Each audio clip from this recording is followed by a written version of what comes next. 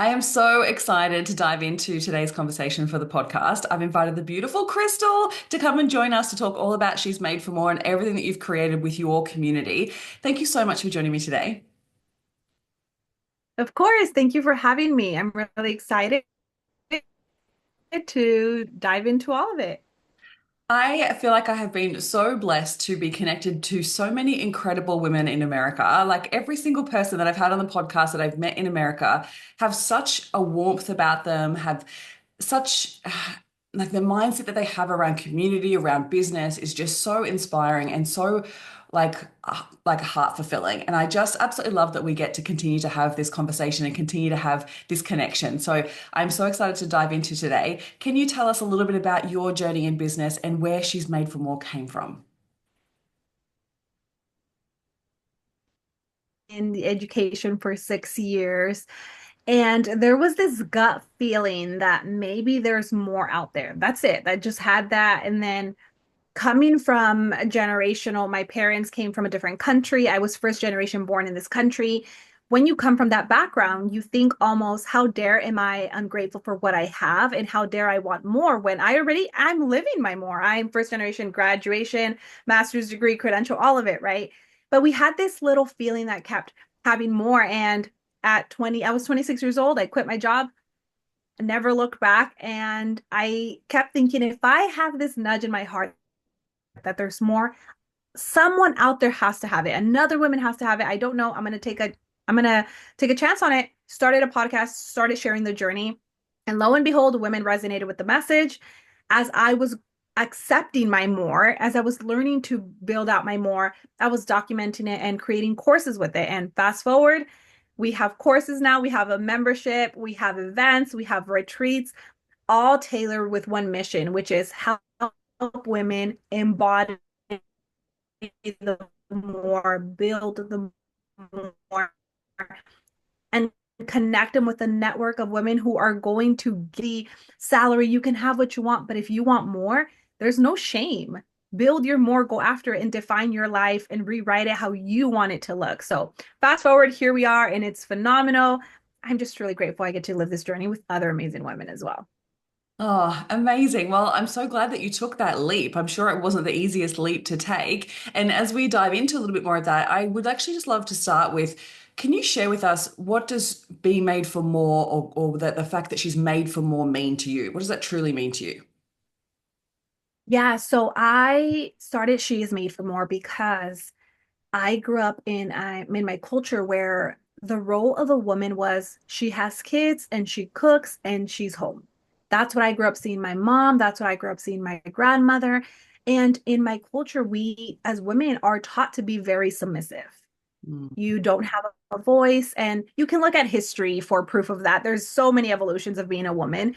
And I've always had this. I am also the first daughter in my family. So I think naturally I was given the make appointments for my father, make this, look at this, the mom role in a sense. So I became Yeah. very, very early on, I had to grow up and I became very independent. And when I started dating, I remember my mom giving me advice as, remember, you don't say too much. You got to be submissive. I was like, for what? Why? If this is just the way I am. And I never really saw a problem until I started getting in relationships. And I'm putting myself out there fully. I was having problems where I was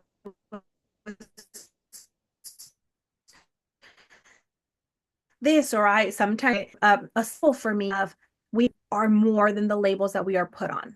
You're more than a mom, you're more than a daughter, you're more than, you define what that more is.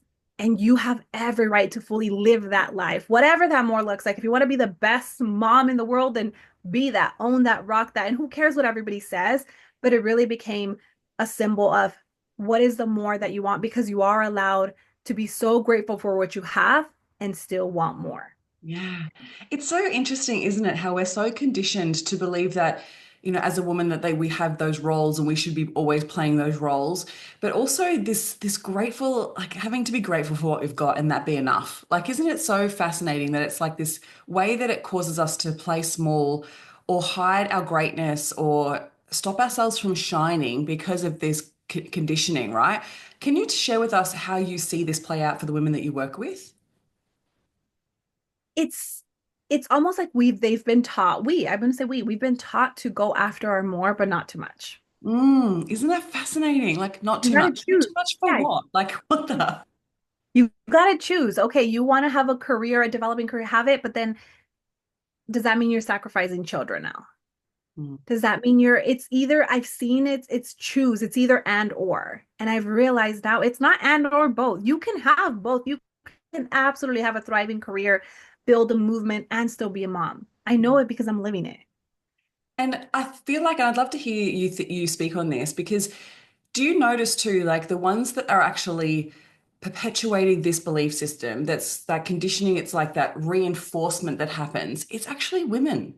Like we're the ones that are causing this conversation to continue because we keep, even if it's just in our thoughts, that we're actually still having the thoughts around like it's Mhm. not okay for a woman to have both, or it's not okay for us to go after what it is that we want because of this conditioning. Do you see that as well? Yes, I do. And especially coming from the education field, I think it goes deeper than just a thought. Because if you really go back even to the school system, early on, you're conditioned that everyone's your competition. Think Yeah. about when you're getting a pop quiz, who's getting the best score? What are we? So it's not something that randomly we're choosing to just have today and I'm going to stay stuck. For so many of us, it's conditioning patterning Mm. that those patterns have been given to us and we grow up and we look at, and then when we come into the field of adult and being women and we're looking at women as competition, and it's not because you're broken or you're jealous, but we're taking this and we're judging. The biggest thing that I've seen with women is that we're judging other women for, she's wearing that, or she's doing, oh, she's a mom and she's doing this, like who's spending time with her kids, Mm. when so many of us are craving expansion, but we're not leaving room for that expansion because there's these little thoughts that we still carry around in our head where it's okay to have the thoughts. And I always say the awareness to pause and be like, okay, what am I going to do with that thought? Yeah, 100%. And you're so right, this competition piece. And it's so ingrained in us that sometimes we don't even realize you're right, that we're actually having the thought, as Mhm. well as like then how we're behaving after the thought. And I've seen it as well in like, and I'm hoping that it's starting to change, but there's definitely even like in music, in TV shows, in movies, where women are pitted against each other constantly. And the men aren't involved in it, but we're pitted against each Yeah. other as if Yeah. we have to fight for the male's gaze or whatever it might be. And I feel like it's that thing of like, how can we just question that conditioning and be like, how can we be supportive? So one of the things that I love to cultivate with the community that I have and with the events that I run and the masterminds and all the things is how we lift each other up and how we support each other. And acknowledging too that when you're celebrating someone else, it doesn't take away from your achievements. It doesn't take away from what's available to you. Can you talk to us through how you cultivate that culture within your communities? More is even the name. At events, anywhere we do, I address it. I was like, if you notice the event isn't called Made for More or I Am Made for More, it didn't start with me. The reason it is called She is Made for More is because I have this vision and I always start the events, masterminds anywhere with this vision, and I cast the vision out because they stand for and they follow the leader. So if you as a leader are so clear in your mission and what you want, people are gonna they're gonna understand that mission and they're gonna preach that mission. And every event we've started it with, the community is called She is Made for More, meaning this isn't about me. This is I stand in my power in hope that she can see me shine and say, hey, I want a piece of that. And she's showing me how to get there. And then when she stands there, she reminds the next woman and the next woman, and it becomes a domino effect because I'm very aware that there's women hating on each other, that there's women negativity, that I'm very aware. And I'm not going to sit here and pretend it's butterflies and rainbows, but I want to be the disruptor in the event space that says, hey, this isn't even about us. This is, Mm. and this is getting a little deeper, but this is about the next generation that's coming and that they can say, those women did it. They collaborated, they grew together, we can do it too. So I've always started the events, and what I've noticed is having that clear crystal vision of why this community was started and how we are already implementing everyone. has been the domino effect where we have collaborations happen. Women have events and they get other women on the event to be their speakers. And it's just been a domino effect. But I think it starts with the leader getting Mm. really, really clear and not going in there with hoping, casting the vision so that others can see it too. Oh, I love this so, so much. Oh my goodness. Yes, it's got to start from the leader for sure. And it's one of those things that even like with all different events that I attend in Australia, like there's a lot of events that I attend are women only, which is amazing.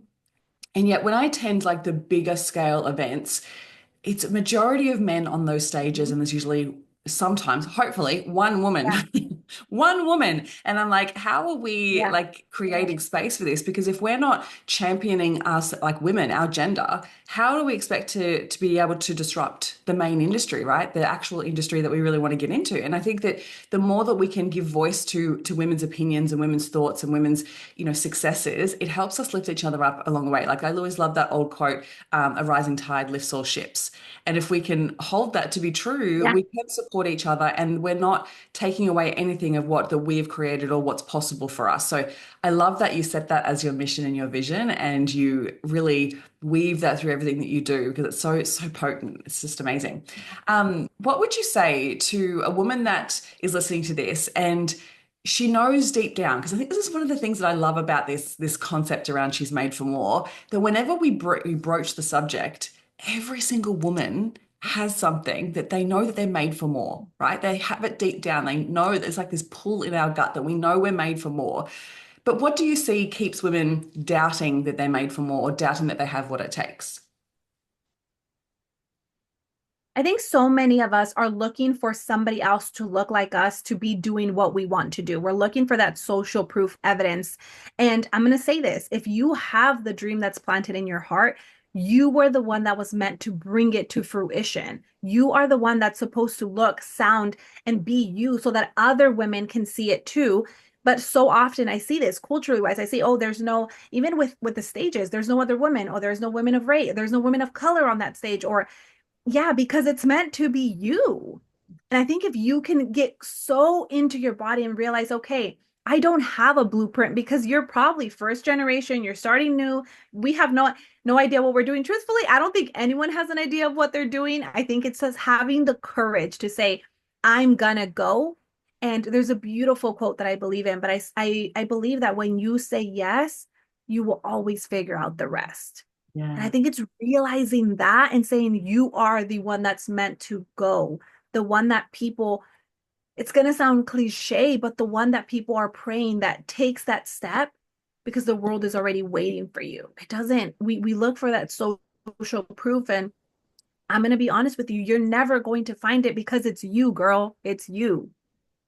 Oh my God, I love it so much. So good. I just love how you completely flip that on its head and be like, yeah, that's because it's your space, it's your stage. Oh my gosh, I love this so much. And I feel like you just described like you're right, it's not easy. And I think it's not about we're going to have all the 10 steps planned out for us and we know exactly what it is to do. And I think that that's also one of the crutches that keeps women stuck or keeps women not taking the next step is because they think that there's a missing pill or they think that there's something that they don't know and they are constantly searching for that other piece of information that they think is going to actually support them to move forward. But can you talk to us about how you've navigated the challenges along business and how the mindset that you have when you navigate those challenges? Because I'm sure that you have challenges that come up for you, especially now in this messy middle piece of business as you're scaling. Yeah. So I'm going to be really honest with everyone. Like, you don't get here alone.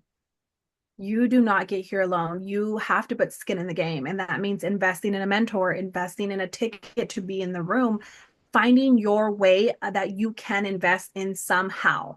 Whether it's finding a biz bestie, like I can call Christine and say, hey, I'm this. And I know she will get me up and running, be like, girl, what are you in your head about? This is, but I know, but because we're both investing at the same level, we're both putting ourselves in rooms, we are craving the people who are doing the scary thing, we're a little lost and we're doing it anyway. Because I'm going to be real with you. I think if we slow down, process the information, and we share the information with everyone, people can only see you through their limitations. Mm. Not because you don't have what it takes or not because your mom doesn't believe in you. People can only see us through our own limitations. So when it comes to the steps that I've taken, I've invested. What, okay, I can't afford that mentor early on. What can I afford? I can afford the ticket to get close proximity to those speakers that are doing the thing. So buy the ticket, get in the room. Okay, next step. I started making a little bit of money in my business. Now I can invest in the mentor because when it gets scary, because it will, when it gets hard, because it will, guess who gets all these messages? My mentor. Hey, this is what I'm feeling, blah, blah, blah, blah. And she'll like talk me into it or she'll give me strategy. Here's what I want you to do. They say the cheat code to life is having a coach or a mentor. That saying is there for a reason. So I think if you're thinking about it and like, oh, I have these doubts and I have these fears, girl, you're normal. You're not broken. It's part of, I think the dream is given to you with fear. It's part of the fear. And I think we can say, all right, fear, strap on. We're like, get on, buckle up, because we're going to go on a ride. You can still build a really successful business brand with fear on your shotgun. Like Yeah, you that's can. it. It's not something that people aren't out there just taking this action from no fear. Like that's not actually what's happening. And I think people tell themselves, "Oh, but if I felt more confident or if I wasn't as scared." No, you just have to do it bloody scared. Like when I launched my book recently, I had a past friend reach out to me who we actually went to coaching college together. So we studied together and I've built a successful business and she's gone down a different path. Although I know that she wants to build a successful coaching business, right? And she reached out to me after reading the book and she's like, I'm so glad that you wrote this because I've always seen you as perfect and someone that has just had everything easy. And she's like, this has given me an insight to you and your mindset and how you've overcome challenges, every step of the way in order to get to where you are today. And I realized that that makes it then possible for me. And I was like, wow, like one, at what point did I, like, what did I show you that made it look like I was perfect? Like that word really like tripped me up. I was like, no, no, I've just had the courage. Like I think that I've just tapped into the courage and created a vision for what it is that I want from my life and not let anything else get in the way, right? And I think that sometimes we have to trust in where we want to take things and have a really clear vision. It sounds like you have a really clear vision for where you want to take She's Made for More. And that's super exciting. And so has there been, and I'd love to know if has there been any other major mindset shift, or have you had to work through a belief or some conditioning in particular that has been the biggest mindset shift in order for you to lead this movement? So there's been two. One, I've shared on my story in my podcast, but I come from like close to poverty. We used to live in a trailer home, about five families, one bathroom, one room, one, and we all the families had like a little portion of the home. And that's how I grew up. That's what was normal for me. You are still be grateful for what you have. That was huge. And that kind of carried on and lingered on because when it was the thought of like, Cristal, you're being greedy. You already have members. You already are making money. When is it enough? So that was a big, big challenge for me, realizing you are allowed to be so grateful and still want more. And it doesn't take away from you. It doesn't make you money hungry. It doesn't make you greedy. And the more that I dove into that, I had to realize why. Why do I care so much? Why do I want this? And you have to understand that that conditioning served who came before you, but it wasn't serving me. And I think with all of us, as you are finding the doubts or the little fears that creep in, or like the little beliefs that creep in, they may have served us. Sure, because those they served us. Our truth was we were poor. That was my truth. I'm not making that up. That was our truth. And it served me at that time, but I'm not there anymore. And I had to learn to let go of that. The second thing was taking up space in this industry, coming from my roots and where we don't speak up. We don't say anything. You don't want to be noticed. You don't want to be talked about, especially coming from a different country. My parents, it was almost like they knew this wasn't their country. I was born here and this is my country, and they've done such a phenomenal job at this is your country and you're American and this is who you are, that I'm so proud of who I am. And I have my roots come from a different country, but this is my country. And learning to take up space for me was so hard, so hard. Of I sound different. I don't look like everybody else. Maybe my body's different than everybody else. And really realizing that Yeah, because I'm the one that was meant to look like me to help other people who look like me go first. That was the biggest thing. And truthfully, that's what I still work through now. We get to this level and then I'm like, okay, what am I doing? Do I know enough? Do I sound like, is my English good enough? How my accent and those thoughts still creep up and it's still something that I'm actively working on to realize no, you get to take up space. So those have been the two major shifts in learning wealth, because when you don't come from wealth, Mm. money is scary. Building a relationship with wealth has been the biggest thing. You can't attract what you're afraid of. And I was afraid of money. So you can't attract money if you're afraid of it. And learning to take up space currently is what I still, being super transparent is what I still, what I struggle with. And I have to Mm. remind myself why. It's so interesting, isn't it? How like those big blocks really just keep coming back up for us to evolve through it again and again and again at whole new levels. It's really fascinating. And I'd love for you to share, like when it comes to taking up space, because I feel like as many women are going to be hearing this going, okay, but what did you do? Like, how did you take up space? How did you start? Because they may see you now running an incredible business on stages, sharing your podcast, sharing your Okay. opinion and taking up space and owning that. The level of confidence that you have is just phenomenal. And I absolutely love it. Every time I see you on stories or I see you on a reel, I'm like, yes, girl, like, oh my gosh, it's your energy really comes through. But if there's someone listening to this and they're not really there yet, what would you say? Like, what would be some of the things that you would encourage them to do to take up more space? So I think it's a relationship you have to build within yourself. It doesn't happen overnight. So if you're like, I'm shy or I'm scared, girl, you're exactly where you're supposed to be at. Now put in the work to actually get there. And one, I would say build a relationship with receiving. Mm. Get comfortable with receiving, because when you're in this space, you're going to receive compliments. You're going to receive, hey, I like your podcast. Hey, and it's so easy to dim it down. Like if you say, hey, your podcast was so good, I listened to it. Oh, really? Like I didn't know if I was going to be good. I just kind of put it out there. It's so easy. When people say, hey, I like your shoes, the first thing we say is, oh, these I got them at Marshall's or I got them at Ross, or wherever you shop. And it's so easy to just say, thank you. You like my shoes? Thanks. I love them too. I'm rocking them. And it's gonna take practice. It doesn't happen overnight.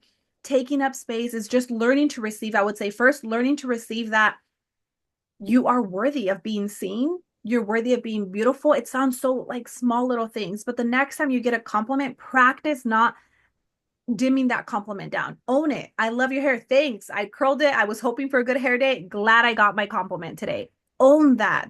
It builds a huge, that's the gap between your confidence that you really want and take up space. It's learning to receive. Second thing that I would say is learning to detach quick. And that means that I have to understand that everybody's going to see me through their own projections, which is okay. Learning to really, really let go that if you see me as the villain who's showing up and taking up, Crystal's a jerk, she's showing up or doing this, that's okay. That's your projections of me, and you are allowed to have those. And I don't need to justify why I'm not. Mm. And that's the hardest part. That is the hardest part. If you think I'm a show off, if you think I'm this, that is okay. I own that.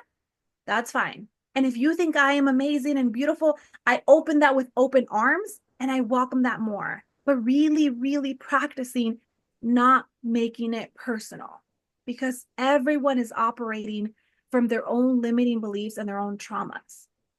And maybe they're right. Maybe the person that bullied them was an online coach. And now that they see me, they're triggered and they think I'm a bully too, whatever it is.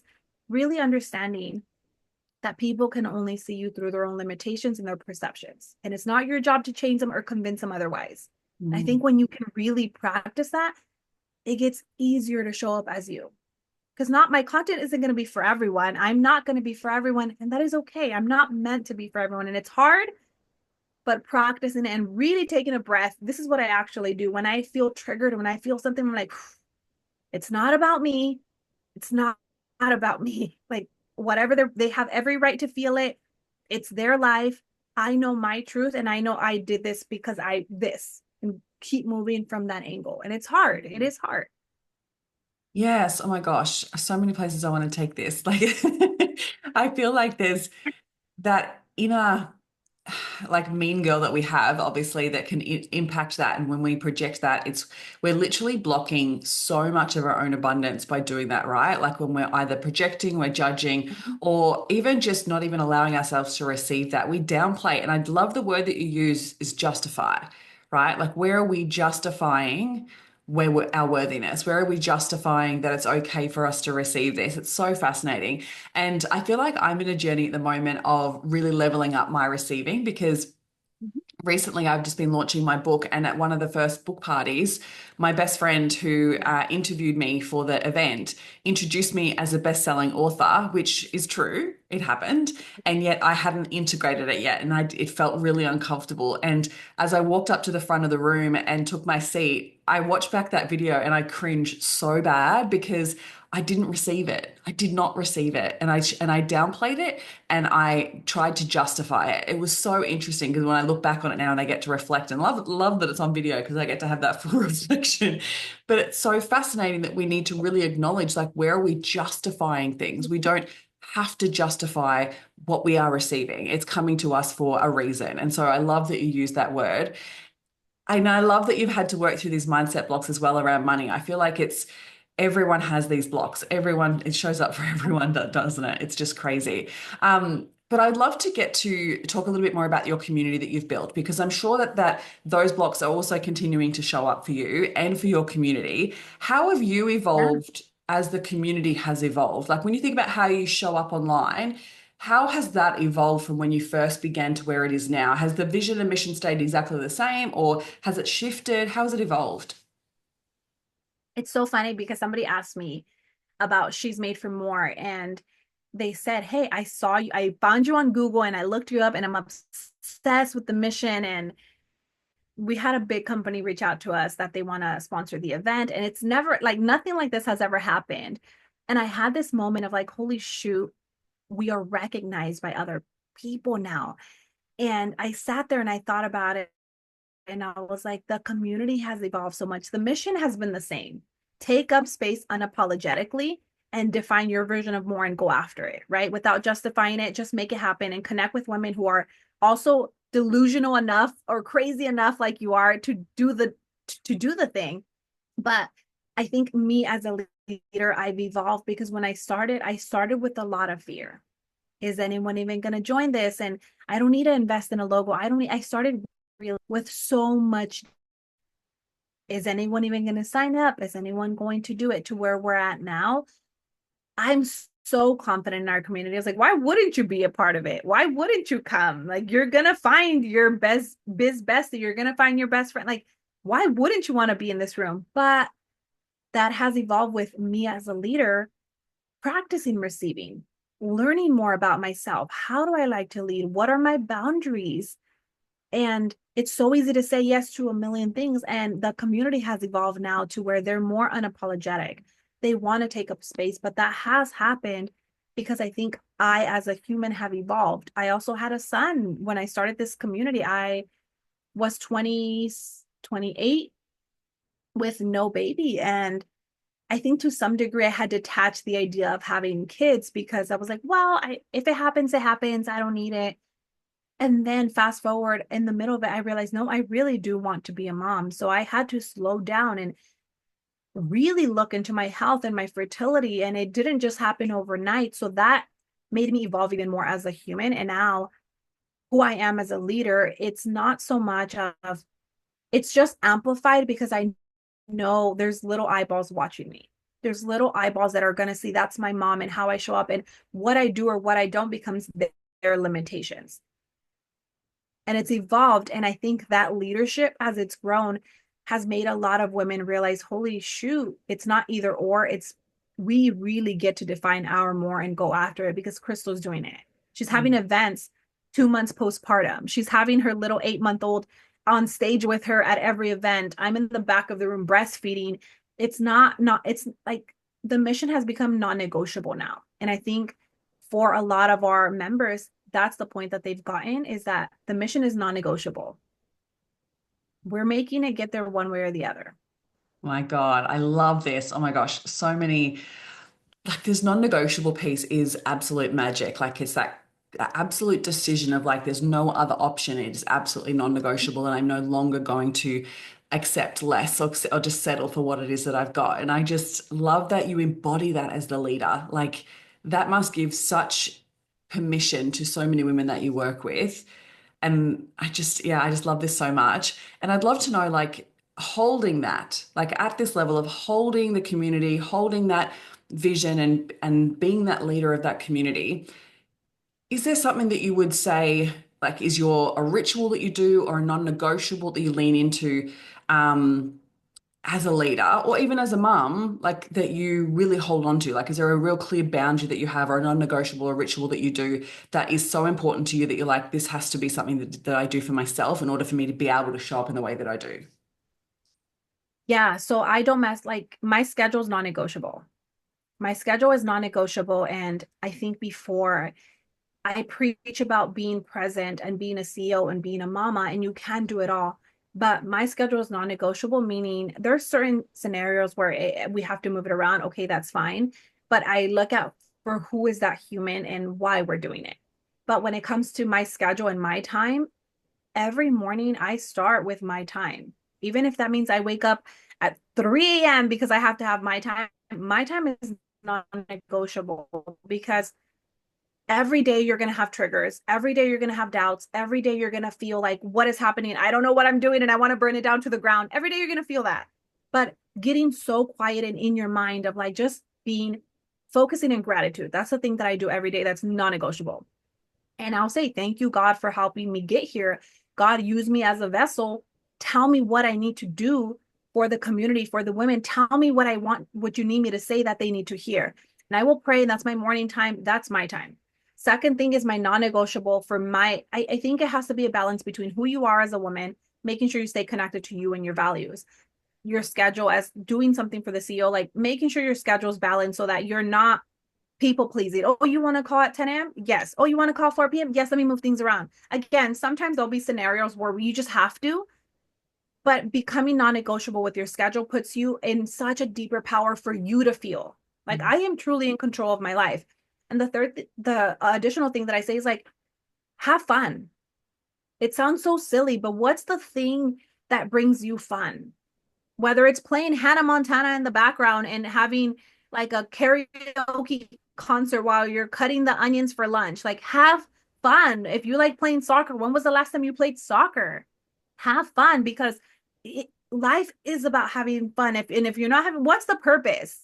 What is the purpose? And I make fun like non-negotiable. And I tell all my clients, have fun, do the thing, go rollerblading, go to the amusement park, make having fun non-negotiable and do one thing that's going to be fun for you at least once a month. It sounds crazy, but once a month, go to the zoo, do something that's just for the little kid in you, the human in you that's going to have fun. Mm. I love that. It actually comes through your social media a lot. Like I see you having fun and it makes me laugh and it makes me just so enveloped in the joy that you bring to your social media. So if you're not following Crystal, make sure that you follow Crystal. And I just love that you do that for your child. And the gratitude really does come through, like that we get to be living this and we get to experience this. And yes, that comes with challenges. And yes, that comes with problems. But it's actually how we're addressing and reacting to those problems. And I love that you then led with that last one of love of fun. Like that's just so much. That's just you, totally you. I love it. So tell us more about the She's Made for More. So tell us about the event and what you're cultivating there and why people should attend. So our event happens every fall. It's called She is Made for More Live. It happens in beautiful California, beach towns all around. That event is it's for the woman who's boldly going after her more, who wants to go the next level. Because I think if we're being really honest, there's levels. There's a level of accepting it. Then there's a level of like tiptoeing around your business, which everything's fine.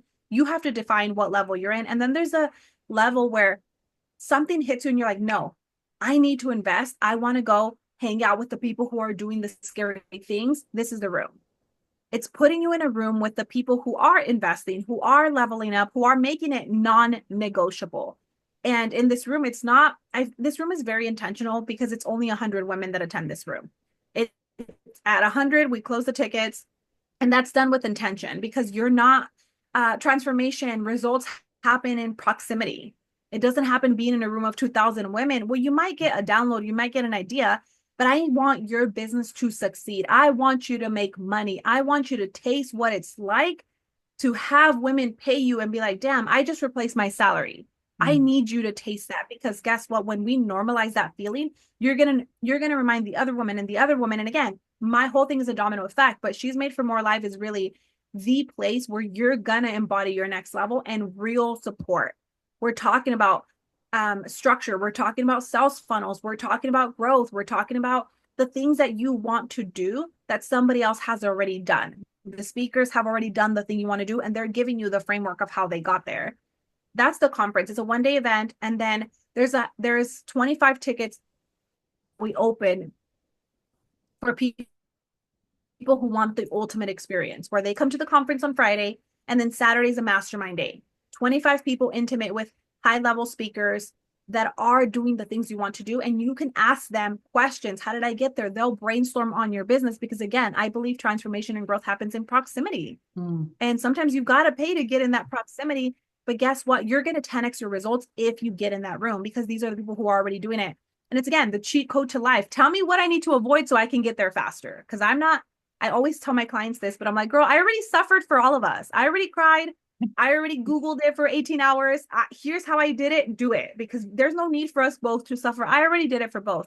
The same thing is with this event. These are the speakers who have already done it. They've already suffered. They've already gone through the challenges. They literally want to give you the code to get there faster. So that's what this event is. It's just a movement of more women making more money, because I truly do believe that when good people make money, good things happen in the world. And that's my mission. How do we put more wealth in more women's hands so that they can do more good in the world? Because women lead with heart. I've seen it Mm. over and over. Women give to charities, women do this, women start foster care. They do something with that money. Not saying that men don't, but I've seen that women lead with heart. They lead And with a that's my community. Yeah, Mhm. that's it. They lead with a how do we instead of how do I. There's a Yeah. whole difference. Yeah, I Yeah. 100% agree with you. And oh my goodness, you're so, so true, so right in the way that you speak about being in rooms and being in the proximity. Like the amount of breakthroughs that I've had, the things that I've learned, but it's actually not about the knowledge. Well, it is. It's an element of like what's possible. And I think that when we hear another woman talk about what they've been able to achieve, it makes it possible for ourselves. And the more we're having more of those conversations, the more that you challenge the way that you think and you start thinking more like the people that you're surrounding yourself with. And so that's why I've always prioritized being in incredible rooms. Always. It's a whole been part of my journey right from the beginning of how do I get in proximity? How do I have conversations with incredible women that have been where I want to be and are doing the things that I want to do? And so the more that we can challenge ourselves to be in those rooms, the better. So if you're listening to this and you are going to get to California, make sure that you are there. It's going to be absolutely phenomenal. And I'd love to know, like, can you share with us a moment or two from past events that have really solidified for you everything that you're doing, right? Because I think that, like I said before, it takes a lot of guts, a lot of courage, and a lot of hard work to create what you've created from the events to the masterminds to the podcast, like everything that you're doing. It takes a lot of courage and a lot of bloody hard work. Has there been any moments where you had a moment to just pause and be like, wow, like this is the reason why I'm doing this? So two things. One of them happened last year. One of our girls attended the event and she called her shot. She's like, hey, I'm going to host an event. It's going to be in Arizona and I'm going to do it. She hosted her event. Every single one of those speakers came from that room. She said, hey, and she was very honest when I asked her, I was like, oh my God, let me know how I can support you, all the things. And I got to go be a speaker for her event too.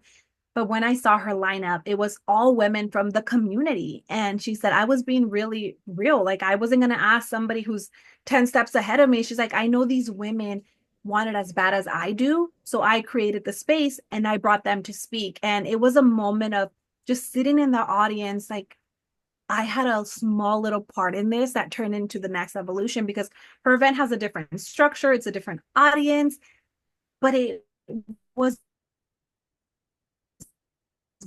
born in that room, and it was beautiful moments. And seeing again how much we preach collaboration and seeing all the speakers there, I was like, whoa, beautiful. The second moment happened maybe 2 days ago. I was on a call with a woman, and she's a phenomenal entrepreneur, makes probably close to like $6 million in coaching. Amazing woman. She was actually one of the speakers last dress she's made for More Live. And she said, Cristal, I want to be really honest with you. You are one of the biggest expanders in my life. And I'm like, wait, girl, I look up to you. What do you mean? And she said, no, you running that event. She's like, she has two little girls. She's like, I have two little girls. And even though I make money and I'm successful, I think subconsciously I was still holding on to the feeling that anything I do in business, my mom has to watch the kids or my partner.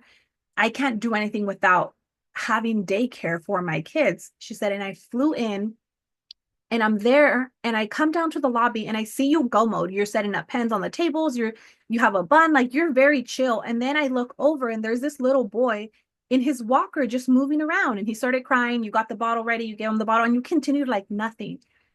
She said, in that moment, you expanded me far beyond what I didn't even realize I was having this. She said, but I thought, whoa, you're actually doing it. You're more with a mom. And she came back and it's funny because she hadn't launched an offer for like what 3 years now, and it was this is my offer, this is what you did.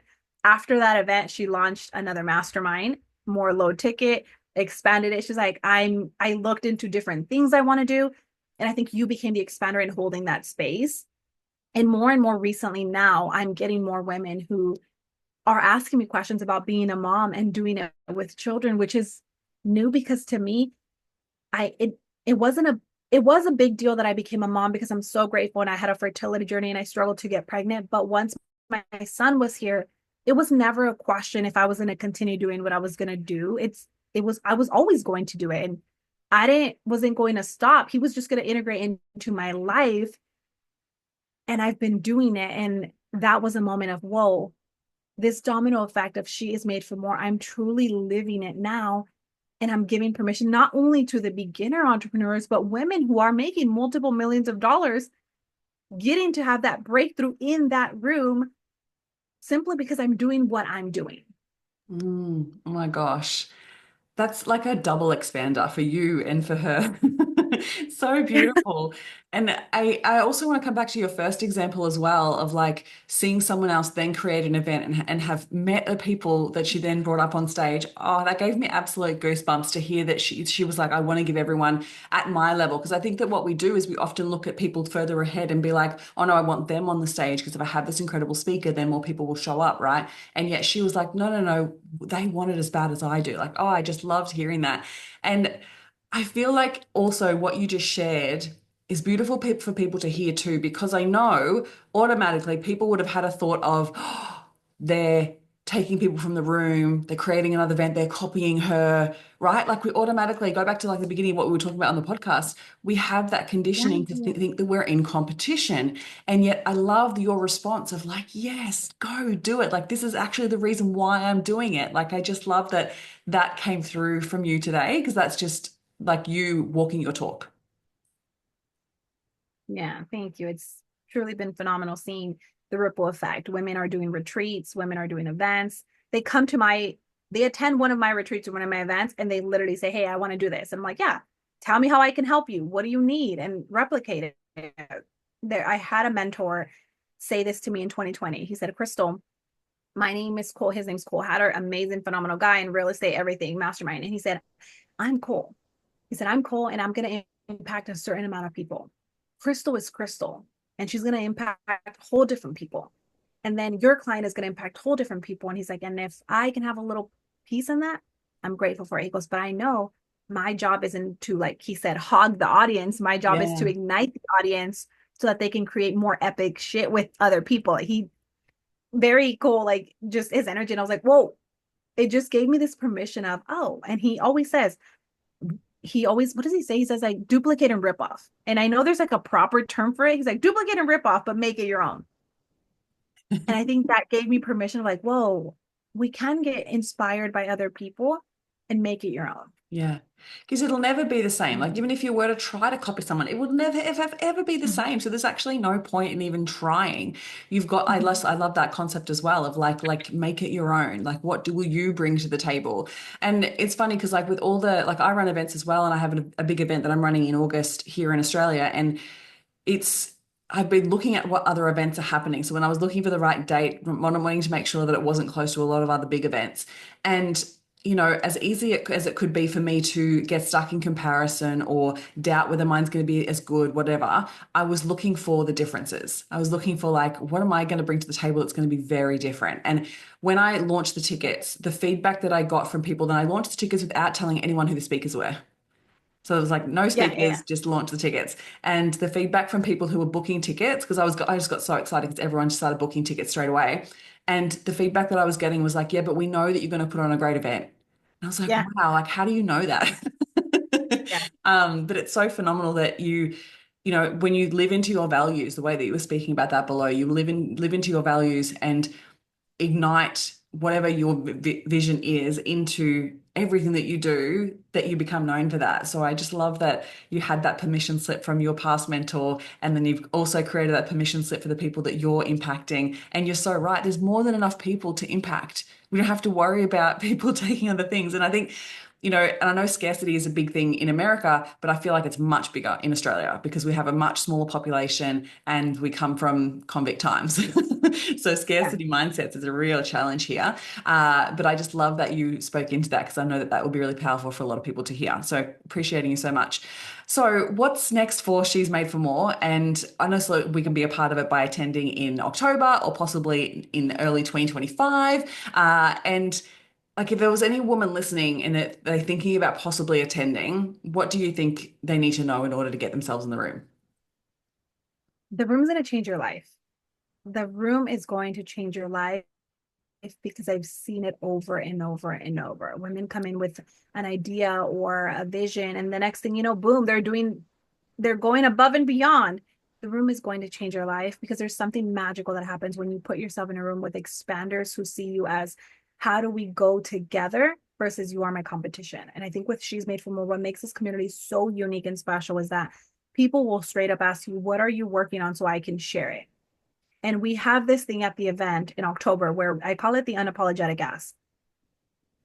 And somebody once told me, Cristal, just unapologetically ask somebody, worst case scenario, they say no.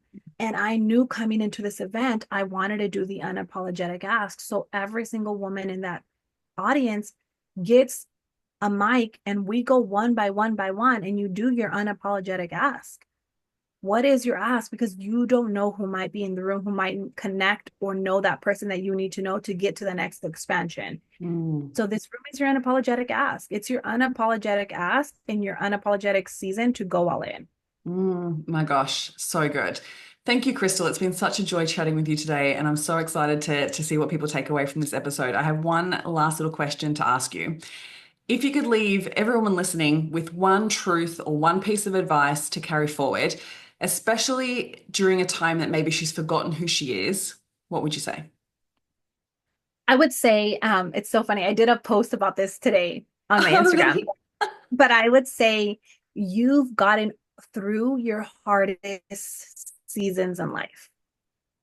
The hardest things that no one probably even knows about, you got through it. You got through it with fear, you got through it with doubt, you got through it not knowing what tomorrow was going to hold, and you still did it.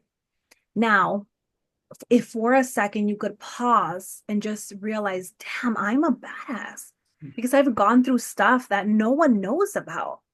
I haven't shared this. What would happen if you just acknowledge your greatness for a second? Take a breath in and say, okay, if I did that with fear, doubt, and being scared, what can I do if I believe in myself? Mm, And I think if you can just breathe that in, the woman who's gone through so much and back and made it here, and if we can just breathe life into her, imagine what you could do. mm. Speak into everyone's soul right there. Oh my gosh. Thank you so much. It's been such a joy chatting with you today. Really appreciate you pouring into us. Thank you so much for having me.